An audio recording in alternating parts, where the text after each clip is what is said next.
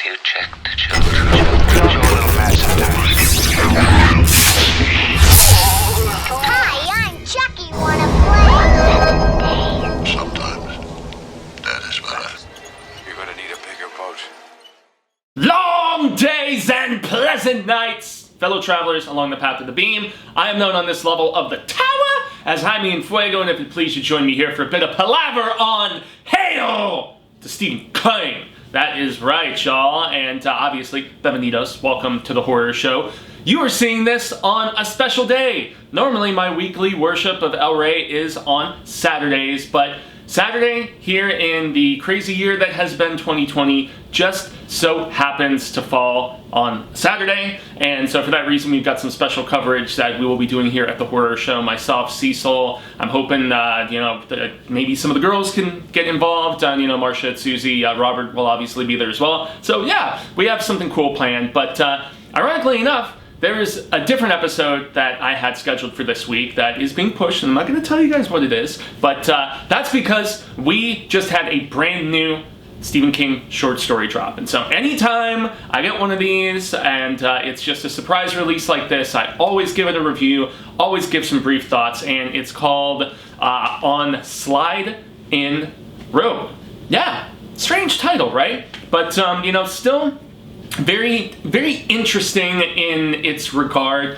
This isn't instant classic status or anything like that, but it's still, it's fascinating as King continues to age, like the writing perspective that he takes a lot of the time. I mean, he's done a lot more grounded horror in that regard, and this is actually no exception without getting into too many spoilers, but this is available in the October-November issue of Esquire magazine, where he has published things previously. And I gotta tell you guys, I drove all over town here in Phoenix, Arizona, the Deadly Desert, trying to find this physical issue, and it's like nowhere in town just yet. So I went on Amazon and I did the little free 28-day trial or whatever of Esquire on Kindle so that I could actually read it. And pretty handy dandy. Checked it out on my phone, and it had the two illustrations and, just all pristine, clear, quality, all that different stuff. And yeah, so it was a nice little read. This issue has Spike Lee on the cover, and yeah, King has done Esquire stuff before. So, that goes without saying. But yeah, man, this is it. The perspective thing that I'm making mention of is with regards to who our kind of hero of this tale, without really going super spoilerific about it, becomes. So you've got basically a family, the two kids, the husband and wife obviously, and then the husband's father, Grandpop as the kids call him, and they are making their way to Derry. So yep, you have that immediate connection obviously, and they're going because Grandpop's sister, unfortunately, is she's dying from cancer. It's spread throughout her entire body, and Grandpop wanted to go and kind of see her off, so to speak, and hopefully get some interaction before the actual funeral has to go down. But it's very terminal, and she obviously does not have very much time left. And so the family is all plunked into Grandpop's Buick, and not only are they in this Buick, but they're also going through like Mrs. Todd's shortcut status, not with like the thinnies or anything of that nature, but they're basically going through the backwoods of Maine. And Grandpop, apparently, he has them on this old in road because of the fact that, it's like a shortcut to get to like the 196 or something like that. I don't know, but he basically is like, it's a badass shortcut, it's gonna get us there quicker, I swear by it. And what starts out as a decently paved and, just very viable, route for transportation quickly becomes nothing of that sort. And there's larger holes in the ground and all this other stuff. And the crux of the conflict that we get to, with, once again, not spoiling stuff very much, happens when they basically get stuck in like this, I don't know if you would describe it as a pothole, I guess, because that's more of like a city thing, but yeah, they basically, there's like, this road is so messed up that they find themselves stuck, and like they can't even continue driving because the vehicle is like stuck in this, like a portion of it is like just stuck in this hole. And even with revving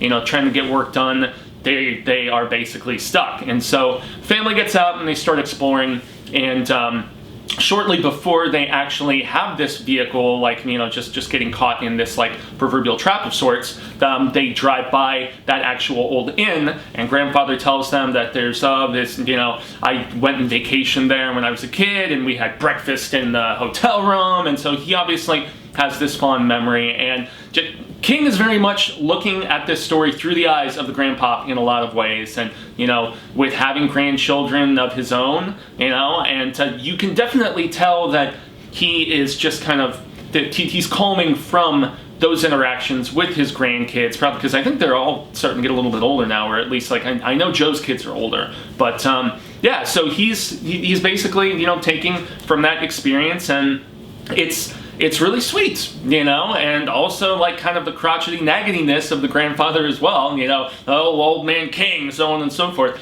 I would imagine that there is that friendly kind of ribbing and love amongst him and, you know, his sons and his daughter and stuff, and, you know, when there's, like, family interactions of this particular sort. And so, yeah, it's written with affinity and a sense of sweetness, like a cool protectiveness, and that slight bit of quirkiness that you would expect from Sai King writing an older character like this, which is cool. And there is also calls back to his love, devotion, and affinity for the sport of baseball.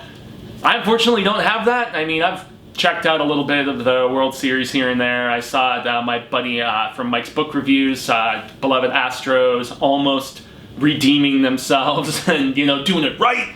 And, you know, they came close. It would have been, I'm always for, like, a cool comeback story, and those guys were down 3-0, and they took it to a Game 7, but they couldn't join Sai King's beloved Red Sox in becoming the second baseball team ever to come back from that deficit. No one in basketball has ever done it, and I think a couple of hockey teams have done it, but that's beside the point. So King's affinity for the American pastime, it comes out loud and clear in the fact that Grandpop, some of the stuff that he is bringing to his beloved sister, is a bunch of baseball memorabilia. There's, like, a signed bat, there's a glove, there's a bunch of cards that are presumably worth some money and stuff, and he also gives a little bit of backstory about shortly after World War II, the fact that she was in this Women's World Series, and, you know, how she just had this amazing appreciation and love for the game, and yeah, so it comes out loud and clear, man. It really rings true, King's adoration for the game, and that's even more of the sense of sweetness, because there is just that bickering, traveling friction within the family, and you've got, like, the wife who's like, oh man, after 14 years, I really wish I could, like, get down with some tan, studly lifeguard, and, like, you know, the wormish husband Frank, and the fact that, you know, he's this accountant, and, you know, he'll put on the fake smile, but, you know, he's not very tough and whateverness. And then the kids, like, you know, one is on his little gaming device, and then the younger sister Mary, you know, she's actually interested in some of the comics that Grandpa brought for her, you know, Archie comics and some, you know, Casper and different stuff like that. So, I mean, King writes from that perspective of nostalgia, fondness, and appreciation very well, and it comes out loud and clear in this. But, so, car's stuck, as I said, and the kids go out to investigate that burned down inn, and that's where the story takes its turn, and when we get, like, the essence of the conflict. And as I said, this is a grounded tale, so there's nothing, like, supernatural about this. I guess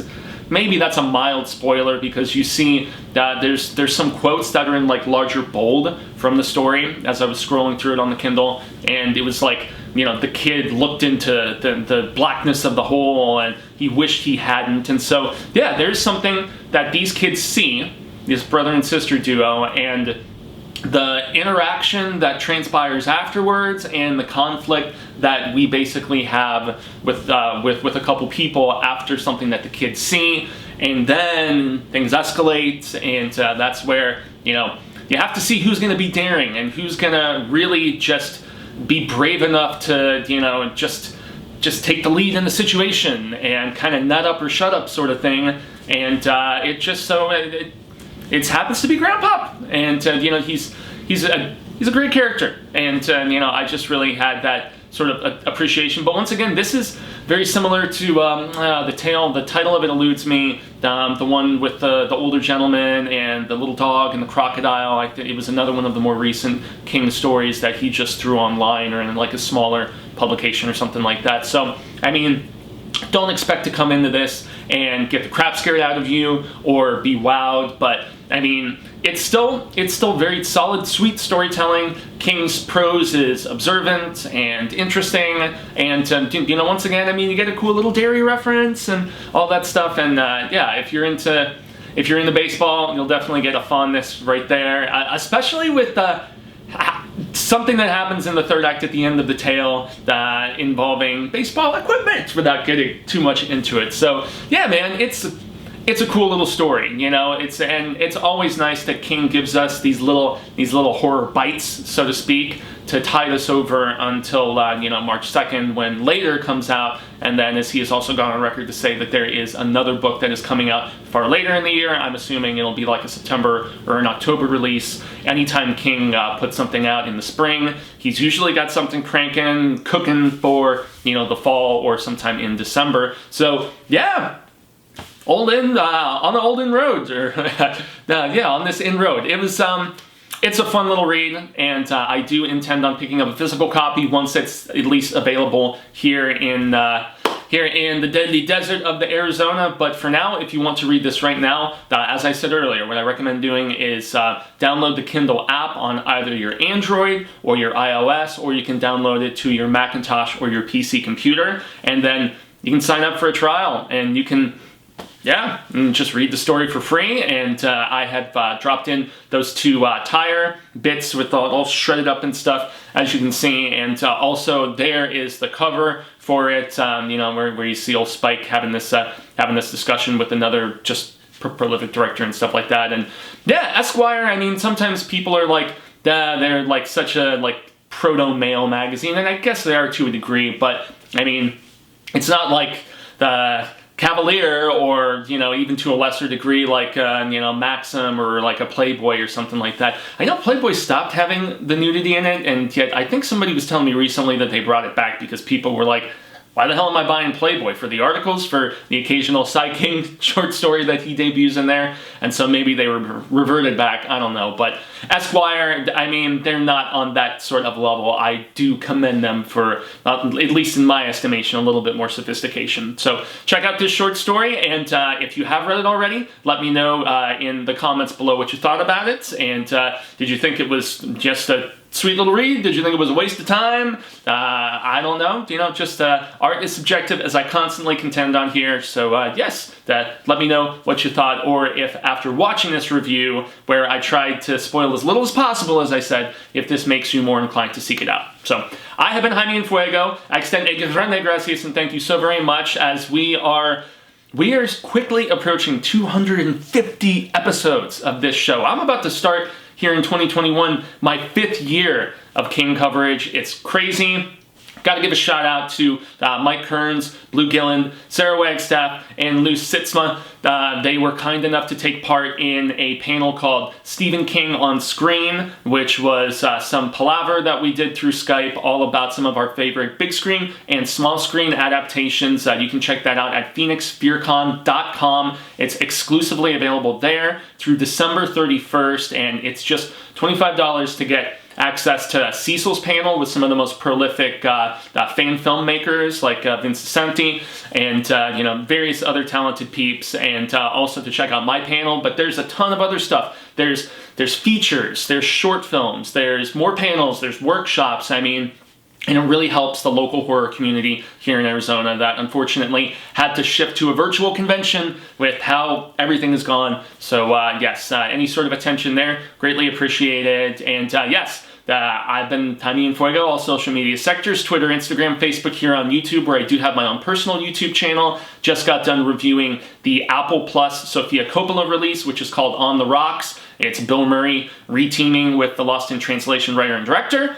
And yeah, also Borat subsequent movie film. Very funny, definitely more political, that's for damn sure. Less of the straight up social satire. But yeah, it was funny. It's got some great moments in there, and my review of that is on Fuegotainment as well. And lastly, if you want further palaver about Sai King, El Rey, as I so affectionately call him, make sure to go and check out the Hail to Stephen King Facebook group. It's pretty much the only thing that gets me on the face beesies at this particular point. And yes, almost 1,000 members on there. It's not some ginormous status spot like so many other places on Facebook where you can interact with tens of thousands of people, but it's easy to get lost in the shuffle in those situations, in my opinion. And so, yes, great palaver, lots of great people, and every Friday we do a freak out where, yeah, we just basically let the reins free and talk about pretty much anything as long as it is courteous and respectful, which is what I believe El Rey would want us to do to any constant reader, tower junkie, or noob to everything that is the king of horror, and many more things. So, Alvin Fuego, y'all have been rad status, awesomeness, badassness, all of that stuff. And until the Wheel of Ka comes around once more, hasta luego, sin amigos, constant readers and viewers alike, say thank you for spending a little bit of time with me here on this Halloween week. And lastly, don't forget, November 6th, the book of the month, live review of Salem's Lot for its 45th anniversary. So, obviously, until then, stay scared and read Stephen King. Get on them fingers, man.